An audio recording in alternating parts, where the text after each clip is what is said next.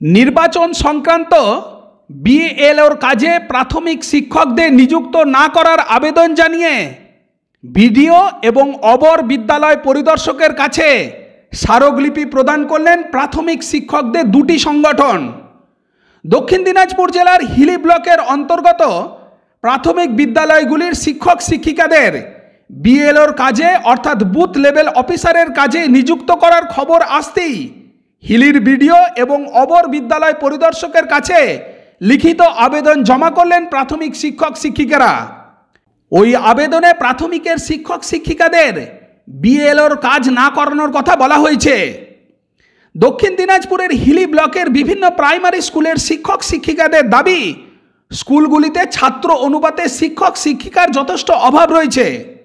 এমন অনেক স্কুল রয়েছে যেখানে শিক্ষক শিক্ষিকা আছেন 2 বা 3 জন। এমনিতেই এই 2 বা 3 জনের মধ্যে শারীরিক অসুস্থতা বা বিভিন্ন কারণে কোনো শিক্ষক বা শিক্ষিকা ছুটি নিলে স্কুলগুলির পঠন পাঠনে ব্যাঘাত ঘটে। এমতাবস্থায় যদি নির্বাচন সংক্রান্ত কাজের জন্য বা বিএলওর কাজ করার জন্য শিক্ষক শিক্ষিকাদের নিযুক্ত করা হয়, তাহলে আদতে ক্ষতি হবে ওই স্কুলগুলিতে পড়া ছাত্রছাত্রীদের। তাই তারা চাইছেন না স্কুলগুলির পঠন পাঠনে ব্যাঘাত ঘটুক বা স্কুল পরিচালনার ক্ষেত্রে কোনো সমস্যা তৈরি হোক। এই সকল অসুবিধার কথা লিখিতভাবে জানালেন সারা বাংলা প্রাথমিক শিক্ষক সমিতি এবং নিখিলবঙ্গ প্রাথমিক শিক্ষক সমিতি।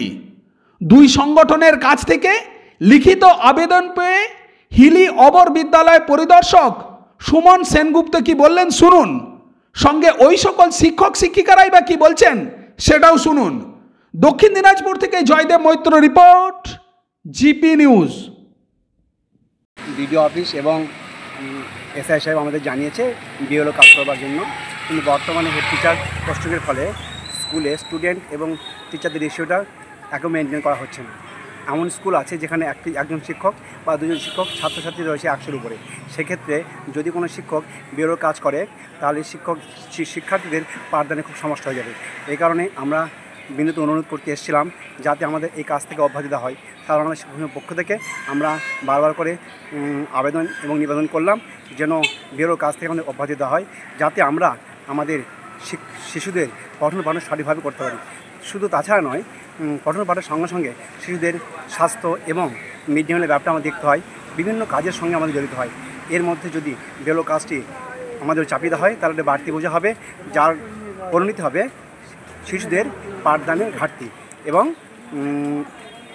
শিক্ষার ক্ষেত্রে এক কথায় শিক্ষার মান উন্নয়ন ক্ষেত্রে বাধাপ্রাপ্ত হবে। এই কারণে আমরা এখানে বিডিও সাহেব কী বললেন? বিডিও সাহেবের সঙ্গে আলোচনা হয় এবং উনি আশ্বস্ত করেছেন বিষয়টি এইচডিও সাহেবকে জানাবেন, জানার পর উনি আমাদেরকে জানাবেন। আপনার পরিচয়টা একটু দেবেন। আমি বিশ্বজিৎ ঘোষ, সারা বাংলা প্রাথমিক শিক্ষক সমিতির সহসভাপতি। হ্যাঁ, আমার কাছে এসেছিলো বলতে আমাদের এই সার্কেলের 2 শিক্ষক সংগঠন, নিখিলবঙ্গ প্রাথমিক বিদ্যালয় শিক্ষক সমিতি আর সারা বাংলা প্রাথমিক শিক্ষক সমিতি, এরা এসেছিলো আমার কাছে। মূলত আমার কাছে এসেছে এরও পরে, আগে ওরা বিদ্যুৎ সাহেবের সঙ্গে দেখা করতে গেছিলো। নতুন যে সামনে ভোট আসছে তার আগে বিভিন্ন বুথে বিএলও নিয়োগ হবে এবং সেই বিএলও যেহেতু এবছর বিএলও নিয়োগের ক্ষেত্রে একটু গুরুত্ব আরোপ করা হচ্ছে, যে যারা একটু গ্রুপ সি বা গ্রুপ সির ওপরে যারা চাকরি করেন বা বিদ্যালয়ের শিক্ষক, তাদেরকে এবার দেওয়ার একটা প্রকল্প বা একটা সিদ্ধান্ত গৃহীত হয়েছে রাজ্য স্তরে। তো সেই মর্মে ওনারা, যেহেতু আমাদের এখানে বেশ কিছু স্কুলে কিছু সমস্যাও আছে, শিক্ষক সংখ্যা কিছু কম আছে বা সব জায়গায় হয়তো টিচার সংখ্যা বেশি নেই, তাই জন্য ওনার দাবিটা বিডিও স্যারকে দিয়েছেন আর তারই একটা কপি আমাকে আজকে দিয়ে গেলেন। এই বিষয়ে আপনি কি বলবেন? তাদের এই বিএলও না করার যে একটা দাবি করছেন, এই বিষয়ে আপনার কি? না, অ্যাকচুয়ালি যেহেতু এটা ইলেকশন রিলেটেড ব্যাপার এবং ইলেকশনটা যেহেতু সবচেয়ে ভাইটাল একটা জিনিস, সেখানে আমাদের নিজস্ব মতামত কিছু থাকে না।